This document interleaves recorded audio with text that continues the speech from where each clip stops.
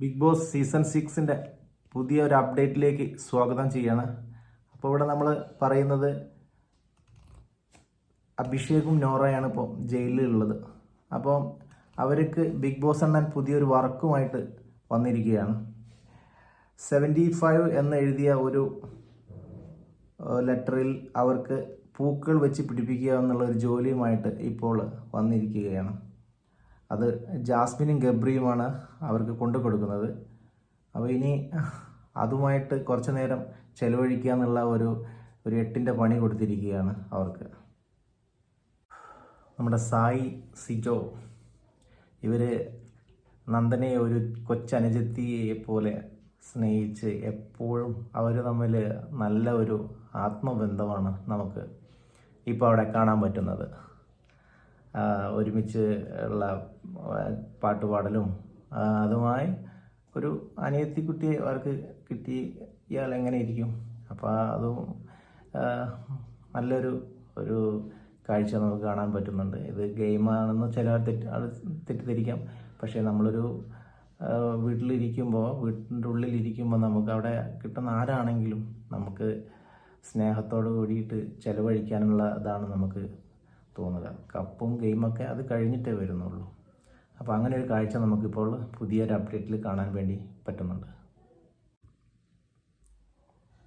പിന്നീട് നമുക്ക് പറയാൻ പറ്റുന്നത് എന്താ വെച്ച് കഴിഞ്ഞാൽ അൻഷിബയും ജാസ്മിനും കുറിച്ചുള്ള കുറച്ച് കാര്യങ്ങളാണ്. അൻഷിബ ക്യാരക്ടറും ജാസ്മിൻ്റെ ക്യാരക്ടറിനെ കുറിച്ചൊക്കെയാണ് നമ്മളിപ്പോൾ സംസാരിക്കുന്നത്. ജാസ്മിൻ എന്താ പറയുക, ഒരു ചെറിയ ഒരു കാര്യം നമുക്ക് അങ്ങ് കിട്ടിക്കഴിഞ്ഞാൽ അത് മൊത്തത്തിൽ വലിയൊരു വഴക്കിലേക്ക് കൊണ്ട് ചെന്ന് എത്തിക്കുക. അതാണ് എപ്പോഴും നടന്നുകൊണ്ടിരിക്കുന്നത്. വലിയൊരു വഴക്കിലേക്ക് എത്തിച്ച് എല്ലാവരും നേരെയും അങ്ങ് തുരിതരാന്ന് സംസാരിച്ച് ഫൈറ്റാണ്. ഫൈറ്റ് നിർത്തത്തില്ല. അങ്ങ് ഭയങ്കര ഫൈറ്റും കാര്യങ്ങളായിട്ട് അത് അങ്ങ് പോയി ലാസ്റ്റ് ബെഡിൽ പോയിട്ട് ഒരൊറ്റ കിടത്താണ്. ഒന്നുകിൽ ഗബ്രിയുടെ ഫോട്ടോ, ഇപ്പോൾ ഫോട്ടോ ഇല്ലാത്തതുകൊണ്ടതില്ല. അതിനെ മറിച്ച് അൻഷിബ എന്ന് പറഞ്ഞ വ്യക്തി അങ്ങനെയല്ല. അവളെപ്പോഴും എന്താ പറയുക, ജെനുവിനായിട്ടുള്ള കാര്യങ്ങൾക്ക് സംസാരിക്കും.